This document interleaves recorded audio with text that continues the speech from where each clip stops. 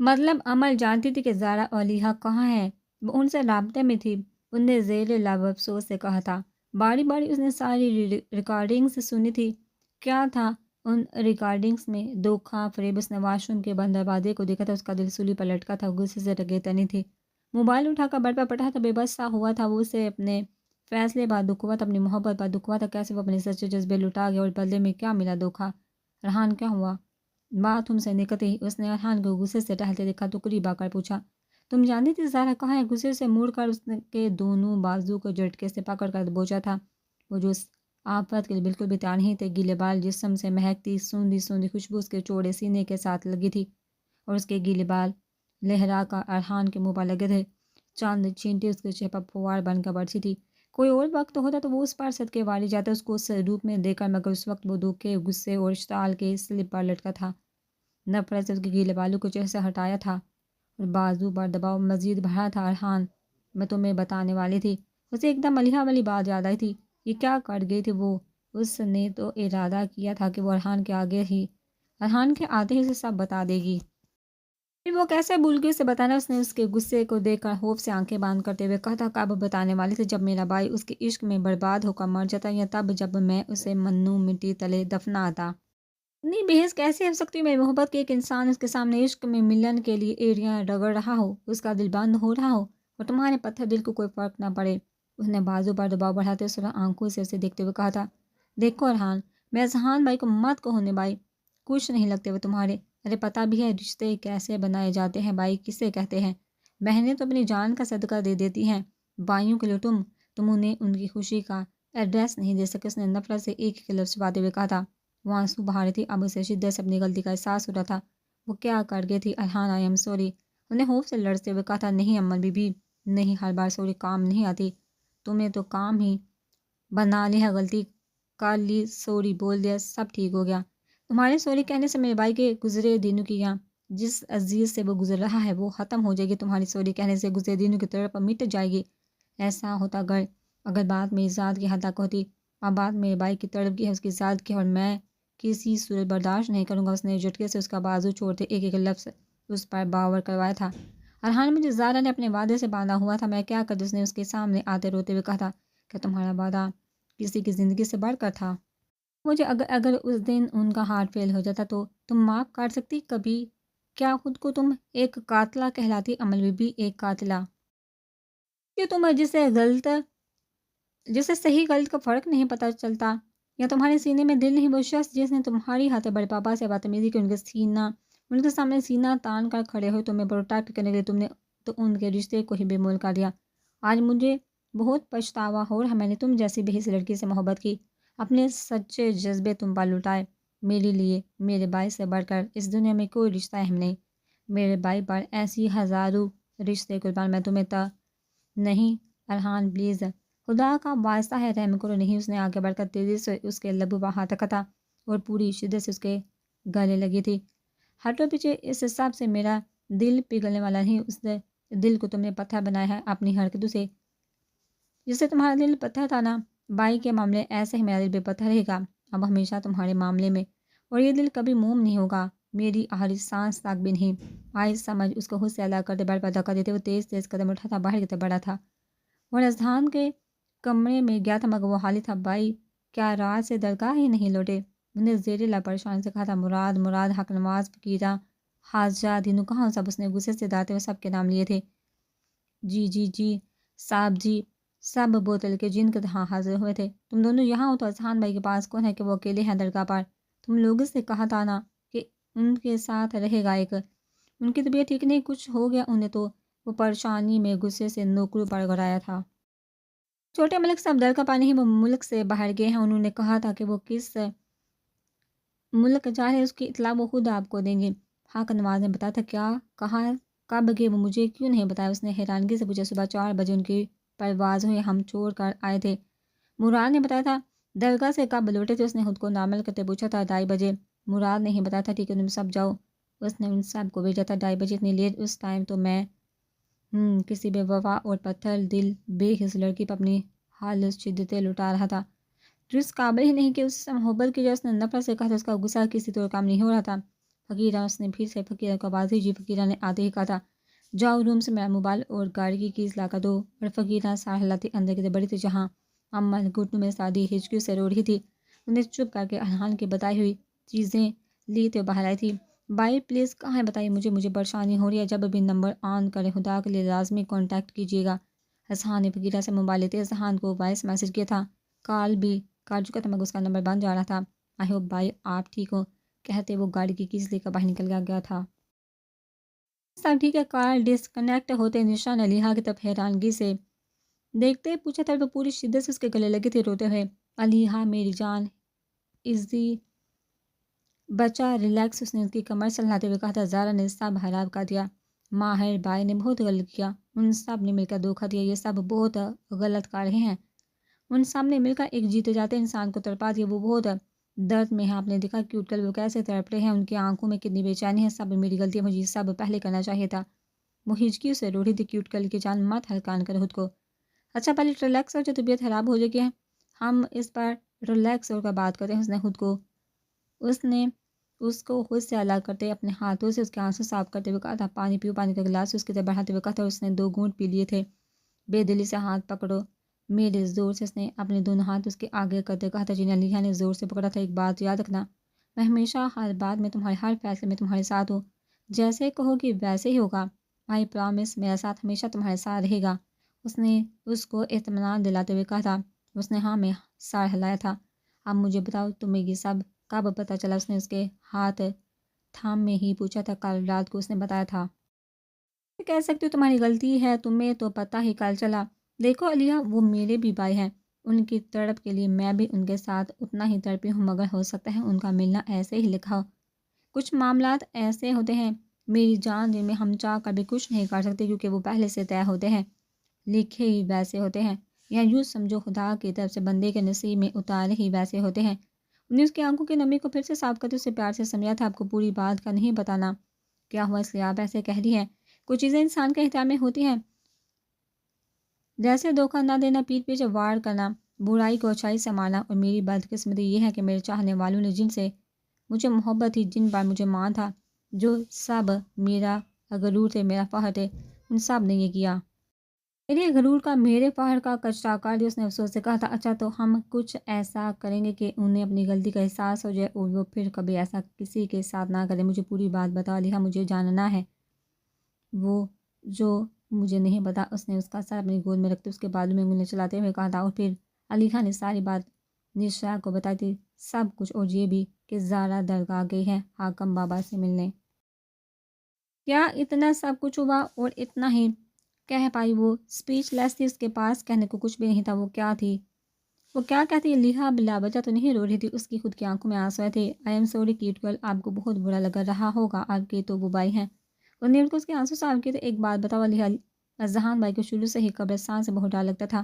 ہم سب جاتے تھے دادو کے ساتھ دادو کی قبر پر دعا کرنے تو وہ کبھی بھی اندر نہیں جاتے تھے. وہ ڈرائیور کے ساتھ یا تو گاڑی میں بیٹھے رہتے یا پھر قبرستان کے باہر کھڑے ہی رہتے تھے. انہوں نے کبھی نظر اٹھا کبھی قبرستان یا ان قبروں کو نہیں دیکھا تھا. دادو بہت سمجھاتی تھی کہ اذہان کی حقیقت انسان کی ہم سب کو یہی آنا ہے. اس شہر خاموشہ سے شناسائی رکھنی چاہیے. ہر بار وہ یہی کہتے تھے کہ دادو مجھے بہت خوف آتا ہے. میرے سامنے نام بھی مت لیا کرے اس جگہ کا. ان سے ناراض ہو جاتے تھے. یہاں تک کہ جب دادو کی ڈیتھ ہوئی تو ان کی تدفین کے لیے بھی وہ نہیں گئے اندر. اذہان بھائی بتاتے تھے وہ بس گاڑی میں بیٹھے روتے جا رہے ہوتے تھے. وہ روتے ہوئے تھوڑی دیر رکی تھی. علیحا بڑے غور سے اس کی باتیں سنی تھی. آنسو تو اس کے بھی نکل رہے تھے. میں بس یہ سوچ رہی ہوں وہ وقت وہ لمحہ جب منگی اس ویران قبرستان میں آنکھ کھلی ہوگی اور ارد گرد کسی اپنے کو نہ پا کر ان کی کیا حالت ہوئی ہوگی. وہ کتنا تڑپے ہوں گے. اس حقیقت سے جان چھڑوانے کے لیے کتنی بار انہوں نے اپنی آنکھیں کھلی بند کی ہوں گی کہ کسی طرح یہ خواب اور وہ کیسے نکلے ہوں گے وہاں سے. بولتے ہوئے ہچکی سے رو رہی تھی. مجھے ذرا بہت معصوم اور نیک دل رکھنے والی لڑکی لگتی تھی جس نے کبھی کسی کو سوئی بھی نہیں چھپائی تھی. مگر میں نہیں جانتی تھی وہ کسی کی روح کو اس حد تک تڑپائے گی کہ اس کی وجہ سے میرا بھائی موت اور زندگی کی جنگ لڑا پل پل تڑپا. میں کبھی بھی اس کو یہ تڑپ معاف نہیں کروں گی. کبھی بھی نہیں. اور سبحان وہ تو اس قابل ہی نہیں ہے کہ ان پر یقین کیا جائے. آئی ہیٹ ہم. یہ سب ان کا ہی تو پلان تھا. میں انہیں کبھی معاف نہیں کروں گی. اس نے بے بس ہوتے ہوئے کہا تھا. اور علیحا کے گلے لگتے رو رہی تھی. میری وجہ سے آپ کی فرینڈ شپ پیٹرمین سہراب ہوئی، آپ کی خوشیاں نہیں علیحدہ تمہاری وجہ سے نہیں، یہ ان کی اپنی حرکتوں کی وجہ سے ہوا۔ اچھا وہ وقت سے پہلے چند گنے چنے خواب ٹوٹ کر چکنا چور ہو گئے، پہلی منزل پر ایسا برا گرا انہوں نے کہ دوبارہ اب کبھی ہم سفر بننے کی مجھے چاہ ہی نہ ہوگی۔ اس نے اپنے چہرے سے آنسو کو بے دردی سے رگڑتے ہوئے کہا تھا، دل کے کچھ لے جانے کی تکلیف اس کی روح میں ہو رہی تھی۔ خواب نگر کی کچھ دیر پہلے کی بنی چھوٹی سی جھونپڑی کسی ریت کے ٹھیلے کی طرح تیز ہوا کے طوفان سے منہدم ہوئی تھی۔ چلو چلے ذہان بھائی آئیں گے، پھر اس پر بات کریں گے، ابھی ریسٹ کرو تم، مجھے بھی بہت نیند آ رہی ہے۔ وہ خود پر قابو پاتی اس ننھی جان کی بیماری کا خیال کرتے اسے اپنے ساتھ لیے اٹھی تھی۔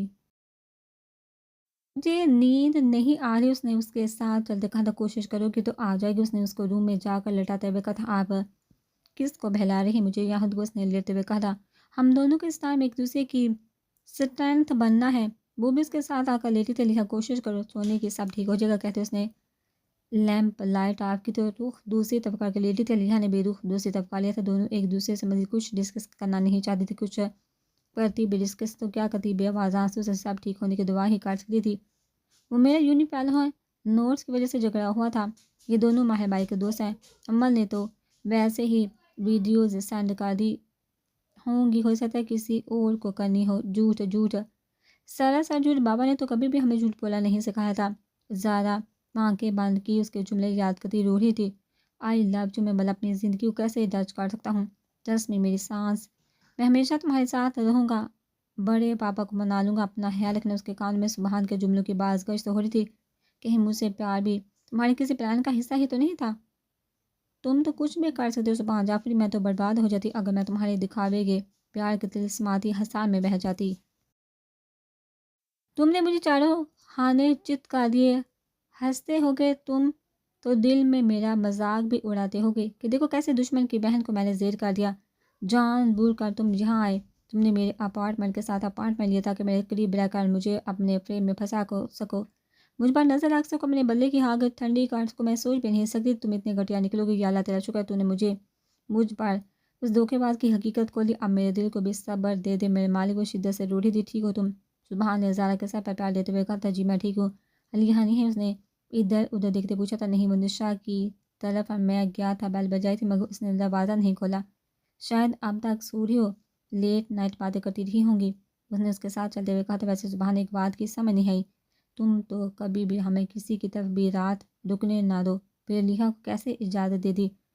ہے نا کہیں کچھ گڑبڑ تو نہیں؟ انہوں نے گاڑی میں بیٹھتے ہوئے کہا تھا، ہے بھی نہیں بھی۔ انہوں نے گاڑی سٹارٹ کرتے ہوئے مسکراتے ہوئے کہا تھا، واہ واہ، مطلب تم نے سوچ لیا؟ انہوں نے خوش ہوتے ہوئے پوچھا تھا، میں اس سے شادی کرنا چاہتا ہوں، آئی لو ہر، پتہ نہیں کب یہ کیسے، but I need her in my whole life. اس نے بغیر کسی لگی لپٹی کے اس سے کہا تھا، that's great, happy for you, چلو تم نے اپنے بارے میں بھی سوچا، اس کو بتا دیا کہ اس نے خوش ہوتے ہوئے کہا تھا، ہاں بتا بھی دیا، اپنے لیے منا بھی لیا، تھوڑے سے خدشات ہے اس کو مگر وہ خدشات میری محبت مٹا دے گی، وقت کے ساتھ ہی سب ٹھیک ہو جائے گا۔ اس نے بہت لہجے میں کہا تھا، اللہ تم دونوں کی جوڑی ایسے ہی ہمیشہ سلامت رکھے، ایسے ہی تم ہمیشہ دونوں خوش رہو، بہت خوش ہو میں تمہارے لیے، تم نے اپنی لائف میں آگے بڑھنے کا سوچا۔ اس نے دل سے دعا کی تھی، تھینک یو، چلو اب تم جاؤ، میں آفس کے لیے نکل رہا ہوں، علیحا کے لیے کچھ بنا لو جب تک وہ نہیں آتی، بہت ناراض ہے تم سے، اب اس کا فیوریٹ چاکلیٹ کیک بنا کر اسے منانا۔ سبحان نے گاڑی کھڑے کرتے ہوئے کہا تھا، وہ گاڑی سے ادھر کا ہاں میرے ساتھ ہلاتی مسکراتی ہوئی آگے بڑھی تھی۔ وہ ایک پل پر اترا تھا، اپنی دھڑکن سے ملنے کی جو بے قراری تھی وہ تو اس کے چہرے پر آیا تھی، بس نہیں چل رہا تھا، دوریوں کو لمحے بار میں نوچ کر دونوں کے درمیان سے نکال دے، باہر نکل کر ٹیکسی کروائی، پہلے بھی آ چکا تھا وہاں تو کوئی مسئلہ نہیں تھا۔ اس نے ایڈریس کا یا اپارٹمنٹ پہنچنے کا جلدی چلائی، پلیز ٹیکسی ڈرائیور کو کہا تو اس نے مزید رفتار تیز کی۔ اگلے چند منٹ بعد وہ نشا کے اپارٹمنٹ کے سامنے کھڑا بیل بجا رہا تھا، وہ دونوں گم سم اپنی اپنی جگہ بیٹھی تھی جب بیل کی آواز آئی تھی، کیوٹ گرل پلیز، میں ایزی سے ملے بغیر نہیں جاؤں گی، جو بھی ہو اسے بولیے وہ سو رہی ہے۔ اس نے نشا سے کہا تھا، بیل کی آواز سن کر نہیں زارا ہوگی، اس کا میسج آیا تھا، میں نے کہہ دیا کہ کچھ دیر بعد آئے گی وہ، ہو سکتا ہے ذہان بھائی ہوں یا بینت اور ڈالٹن، اس نے اٹھتے ہوئے کہا تھا۔ بائی دروازہ کھولتے ہی وہ اس کی طرف بے یقینی سے دیکھتی، اس کے گلے لگی تھی، کتنی دیر اس کے گلے لگی، وہ روتی رہی تھی۔ علیحا دور کھڑی ذہان کو بڑے غور سے دیکھ رہی تھی، اس کی ہمت ہی نہیں ہوئی تھی کہ آگے بڑھ کر وہ اس سے آنکھیں ملا کر کچھ پوچھ پاتی۔ آپ ٹھیک ہے نا؟ آئی ایم سوری، اگر مجھے ذرا سا شک بھی ہوتا کہ میرے نیبرز میں وہ زیادہ رہتی جس کی آپ کو تلاش ہے تو میں کبھی بھی آپ کو اتنا لمبا انتظار نہ کرواتی۔ اس نے اس سے الگ ہوتے اپنے آنسو صاف کرتے ہوئے کہا تھا۔ میں ٹھیک ہوں بیٹی، دیکھو ایک دن میں 2 خوشیاں ملی، اس کی سوچیت اور اس کے ملن کی خوشی۔ اس نے سرشاری سے کہا تھا، کیا میں سمجھی نہیں کچھ؟ انہوں نے اس کی بات پر بے یقین ہوتے ہوئے کہا تھا، آؤ بتاتا ہوں۔ اس کو ساتھ لیے قدم قدم چلتا علیحا کے پاس آیا تھا، پھر اپنے ہاتھ میں سینے پر باندھے تھے اور بڑے غور سے دیکھا تھا اسے۔ چندہ ڈھونڈ پی کر آئے۔ اس نے تھوڑا سا جھک کر اس کے آنسو صاف کیے تو پھر اس کے ماتھے پر لب رکھے تھے۔ آئی ایم سوری ایزی، علیحا نے اس کے سامنے اپنے ہاتھ جوڑتے ہوئے کہا تھا اور پھر جانے کے لیے بلٹی تھی۔ ڈونٹ گو، اس نے اس کی کلائی پکڑ کر اسے ہاں کیا تھا اور وہ اس کے سینے کے ساتھ لگی اس کی حالت یاد کر کے بری طرح روئی تھی۔ علیحا، چندہ ایزی ٹھیک ہے، اب اگر ایسے روتی رہوگی تو تمہاری وہ جو مانسٹر بہن ہے نا، تمہاری اس طرح رونے پر مجھے پھر سے کہیں گولی نہ مار دے، اس نے مسکراتے ہوئے کہا تھا۔ جہاں دونوں ادھر بس صوفے پر بیٹھا تھا، ایک بازو سے نشا کو خود کے قریب کر اس کا سر اپنے کندھے پر ٹکایا تھا اور دوسرے بازو سے علیحا کو قریب کرتے اس کا سر اپنے کندھے سے ٹکایا تھا۔ اب بتاؤ کیا ہوا، کیوں اتنا ہلکان کر رہی ہیں میری بہنیں خود کو؟ انہیں اپنے ہاتھوں سے باری باری دونوں کے آنسو صاف کرتے ہوئے کہا تھا، آپ سنیں گے تو آپ کا بھی محبت سے، عشق سے احترام اٹھ جائے گا۔ نشا نے کہا تھا، اچھا یہ بات ہے تو پھر مجھے ایسا کچھ مت بتاؤ جو میری پاک محبت سے میرا اعتبار ہی چھین لے۔ انہیں نرم لہجے میں مسکراتے ہوئے کہا تھا، وہ بہت بدل کے ہیں زی۔ علیحا نے کہا تھا، اچھا مجھے بتاؤ کس نے اغوا کیا تھا تم دونوں کو، کون تم دونوں کو یہاں لایا ہے، کیوں چپتی پھر رہی ہے وہ بھی، تم بھی؟ ایک بار مجھے بتا دو، قسم سے زندہ لاش نہ بنا دے اسے تو کہنا۔ انہیں ایک ایک لفظ پر زور دیتے ہوئے کہا تھا، کسی نے نہیں کیا تھا، ہم خود آئے تھے۔ علیحا نے صاف لہجے میں کہا تھا، کیا مطلب، زیادہ کہاں ہے؟ انہیں علیحا کی طرف دیکھتے ہوئے پوچھا تھا، ساتھ والے اپارٹمنٹ میں۔ اس نے بتایا تھا، ٹھیک ہے مل کر آتا ہوں۔ اس نے ان دونوں کو خود سے الگ کرتے ہوئے کہا تھا اور اٹھ کر کھڑا ہوتا، جانے سے پہلے میری بات سن کر جائیے ایزی۔ علیحا نے اس کا ہاتھ پکڑتے ہوئے کہا تھا، علیحا آ کر پلیز، اس نے منت بڑے لہجے میں کہا تھا، دل تھا کہ صبر ہی نہیں کر رہا تھا۔ نہیں ایزی، کچھ حقیقتیں ایسی ہوتی ہیں جن کو جان لینا ہی بہتر ہوتا ہے، فیصلہ کرنے میں آسانی ہوتی ہے۔ علیحا نے اس کو دوبارہ سے صوفے پر بٹھاتے ہوئے کہا تھا، اچھا بتاؤ۔ انہیں ہتھیار ڈالتے ہوئے کہا تھا، پھر علیحا نے اور نشا نے اسے سب کچھ بتایا تھا۔ نہیں ذرا ایسے نہیں کر سکتی، وہ مجھے دھوکہ نہیں دے سکتی۔ اسے مجھ سے دور ہونا تو مجھ سے کہہ دیتی، میں خود اسے چند دنوں کے لیے دور کر دیتا ہوں۔ اس سے دل پر پتھر رکھ اس کی ہاں کا انتظار کرتا، میری اس کی خوشی سے بڑھ کر تو کچھ بھی نہیں تھا۔ انہیں دھواں دھواں ہوتے چہرے کے ساتھ کہا تھا، ایزی آپ اسے چھوڑ سکتے ہیں، پھر سمجھا لے خود کو دور کر ان فیلنگز کو جن کو لے کر آپ اسے خود پر حاوی کیے بیٹھے۔ وہ اس قابل نہیں، شاید وہ آپ کے سچے پیار کے قابل نہیں۔ علیحا نے اس کو فیصلہ کرنے کا کہا تھا، نہیں چھوڑ سکتا، کل ہی حاکم بابا نے میرا اس کے ساتھ نکاح کرا ہے، کیسے چھوڑ دوں اسے جس سے اس رب کے پاک محبوب کا واسطہ دے کر بڑی طلب کے ساتھ پائے۔ اس نے بڑی بے بسی سے اپنی آنکھوں کی نمی کو اپنے اندر اتارتے ہوئے کہا تھا اور پھر اٹھ کر باہر کی طرف گیا تھا۔ اس سے پہلے کہ زہرا کے اپارٹمنٹ کی بیل بجاتا، نشا نے ہاتھ میں پکڑی چابی سے دروازہ کھولا تھا اور وہ اندر گیا تھا۔ علیحا اور نشا بھی اس کے ساتھ اندر گئی تھی۔ اوپر والے فلور پر فرسٹ روم ہمارا ہے، علیحا نے آگے بڑھ کر اذہان سے کہا تھا اور پھر وہ دونوں الٹے قدموں وہاں سے واپس مڑتی نشا کے اپارٹمنٹ میں آئی تھی۔ وہ دھڑکتے دل کے ساتھ اوپر گیا تھا، کمرے میں پہنچا تو الماری میں سے کوئی سفید آنچل لہراتا نظر آیا تھا۔ آگے تو مجھے پتہ ہے بہت ناراض ہو، مجھ سے بات بھی نہیں کرو گی، پر میرا حاکم بابا سے ملنا بہت ضروری تھا۔ ان سے مل لیا تو دل کو سکون آ گیا۔ نیکسٹ ٹائم تمہیں بھی لے کر جاؤں گی پکا، اور ہم اپنے پرانے والے گھر بھی جائیں گے بابا کے روح سے ملنے۔ ابھی میں نے تمہارے لیے تمہارے فیوریٹ چاکلیٹ کی الماری کے اندر گھسے وہ کب سے بول رہی تھی، پھر اچانک بولتے بولتے سال باہر نکالا تو سامنے نظر پڑنے پر زبان دانتوں کے ساتھ چپک گئی تھی۔ وہ دروازے کے ساتھ ٹیک لگائے بازو سینے پر باندھے بڑے انہماک سے اس کی آواز کو اپنے سینے میں اتار رہا تھا۔ زہرا نے پلکیں جھپکی تھی، پھر کھولی تھی جیسے یقین کرنا چاہ رہی ہو کہ کیا جو اس کے سامنے ہے وہ حقیقت ہے۔ نیوی بلو شلوار قمیض پہنے، بازو کو فولڈ کے، ہاتھ میں گھڑی پہنے، ماتھے پر بال گرے، آنکھوں میں جذبوں کا طوفان لی، بڑے غور سے اسے ہی دیکھ رہا تھا اور وہ پتھر کی بن چکی تھی۔ اسے لگ رہا تھا اسے شاید اب سانس بھی نہیں آئے گی۔ وہ دل سے خواہش کر رہی تھی کہ وہ حقیقت نہ ہو، وہ اس کا وہم و خیال ہو۔ اذہان نے بڑے غور سے اس پتھر کی مور کو دیکھا تھا، پیچ کلر کی ٹہنوں طاقتی گیلا فراق، گلے میں دوپٹہ، نیلے بال کمر پر بکھرائے، وہ بت بنی کھڑی تھی۔ کا صاف آنکھوں میں اتارتے اس نے دھڑکنوں کا رقص سنا تھا، ایسے جیسے دل سینے سے نکل کر اس کے کان کے پاس دھڑک رہا ہو۔ وہ مسمرائز ہو گیا تھا، جیسے ارد گرد کچھ نہ ہو، وہ ہو اور وہ ہو جانی تو ہی تو کا عالم۔ کبھی دیکھا ایسا عالم جب کروڑوں کی بھیڑ میں بھی محبوب کے علاوہ نہ کوئی آواز سنائی دے اور نہ ہی کچھ دکھائی دے؟ ایسا ہوتا ہے تو ہی تو کا عالم، روح سے روح کے وادان کا عالم۔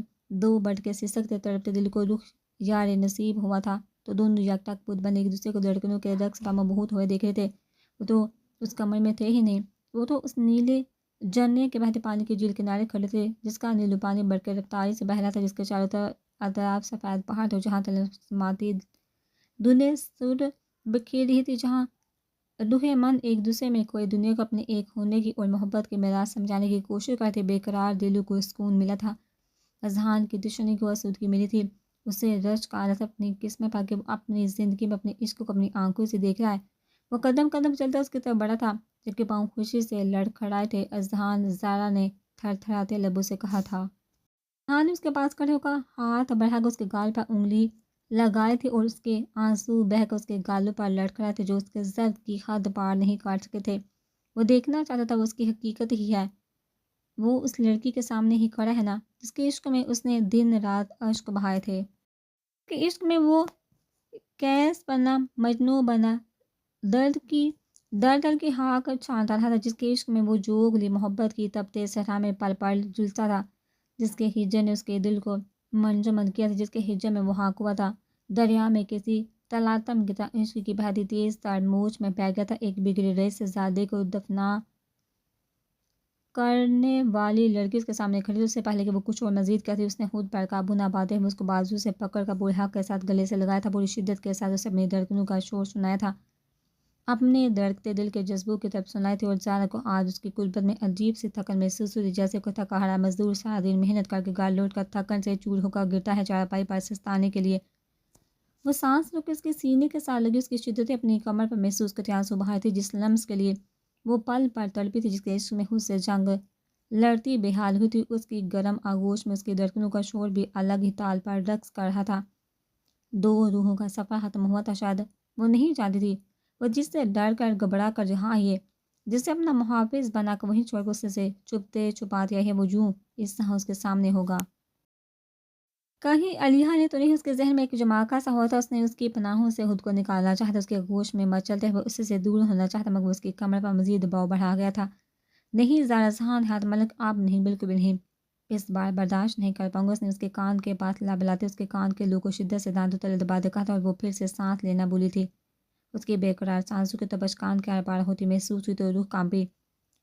ٹیک بریتھ مسز اذہان، اس نے پھر سے کان کے پاس ناک کو رب کرتے گہرا سانس لیتے کہا تھا، اور اس بار اس نے بہتے آنسو کے ساتھ ایریوں کو پل بھر میں اٹھاتے ہچکی بھر کر گہرا سانس لیا تھا، جو اکھڑا ہوا تھا۔ Not bad, try it again, take breath Mrs Azhan, ہاتھ ملک۔ اس بار پھر سے اس نے کان کے پاس سرگوشی کی تھی، اور اس کے کان کے لو پر ناک رب کرتے ایک کو لمبا گہرا سانس لیتے پوری شدت سے اس کے کان کے لو پر بیٹھ گئی تھی۔ اس نے پھر سے کانپتے وجود کے ساتھ ایڑیاں اٹھا کر ہچکی لی تھی، اور پھر لمبے لمبے سانس لینے لگی تھی۔ ہچکیوں سے روتے ہوئے اذہان نے کمر پر بالوں کے نیچے ہاتھ لے جا کر گردن کی پیچھے شہادت کی انگلی سے پہلے اے لکھا تھا، پھر زی، پھر ایچ اور پھر این، اور وہ اس کے ہر لفظ کے ساتھ کانپ رہی تھی۔